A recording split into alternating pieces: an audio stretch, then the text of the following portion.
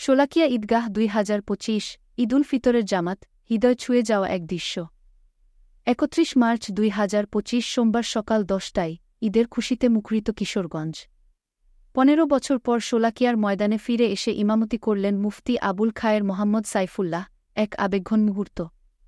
৬ লাখেরও বেশি মুসল্লির অংশগ্রহণে ঈদগাহ পরিণত হয় এক বিশাল মিলনমেলা, চোখ জুড়ানো দৃশ্য, যা সাম্প্রতিক সময়ে সবচেয়ে বড় ঈদ জামাতগুলোর একটি।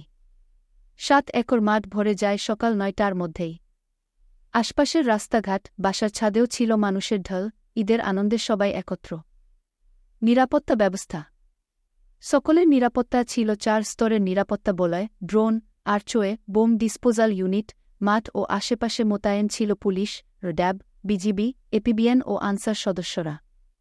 ঢাকা থেকে বোম ডিসপোজাল ইউনিটও আনা হয়, যেন ঈদের শান্তি নিশ্চিত করতে পারে। বিশেষ আয়োজন। সকাল ৮টা থেকেই শুরু হয় কুরআন তিলাওয়াত, ইসলামী আলোচনা ও সঙ্গীত। মন ভরে যায় ইমানি আবেগে। ধর্মীয় আলোচনা ও অনুষ্ঠান। হাফেজ কারি দেলোয়ার হোসেন কুরআন তিলাওয়াত করেন। হাফেজ আবুল খায়ের সানাউল্লাহ কুরআন ও হাদিসের আলোকে আলোচনা করেন। ইসলামী সঙ্গীত পরিবেশন করেন আনোয়ার শাহ আজহারি।